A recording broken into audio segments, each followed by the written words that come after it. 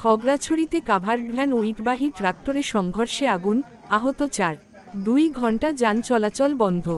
খাগড়াছড়ি প্রতিনিধির পাঠানো তথ্যচিত্রে বিস্তারিত দেখছেন সিএইচটি বাংলার ডেস্ক রিপোর্টে।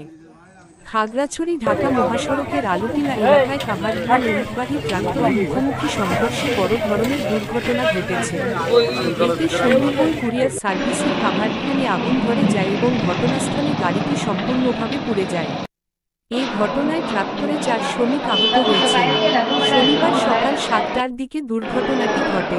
এতে প্রায় ২ ঘণ্টা মহাসড়কে যান চলাচল বন্ধ থাকে, যার ফলে ব্যাপক ভোগান্তিতে পড়েন যাত্রীরা। পুলিশ ও প্রত্যক্ষদর্শীরা জানান, ঢাকা থেকে ছেড়ে আসা সুন্দরবন কুরিয়ার সার্ভিসের একটি কাভার্ড ভ্যান খাগড়াছড়ি শহরের দিকে আসছিল।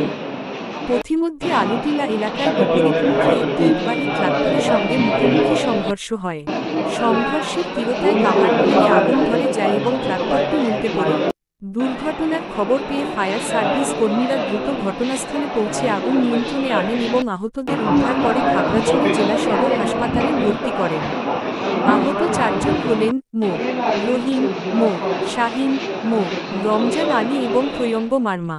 তারা সবাই মাটিরাঙ্গা উপজেলার বাসিন্দা এবং ইটবাহী ট্রাক্টরের শ্রমিক। ঘটনার পর সদর উপজেলা নির্বাহী কর্মকর্তা ইউএনও সুজন চন্দ্র হসপিটালে গিয়ে আহতদের খোঁজখবর নেন এবং তাদের সার্বিক সহায়তার আশ্বাস দেন।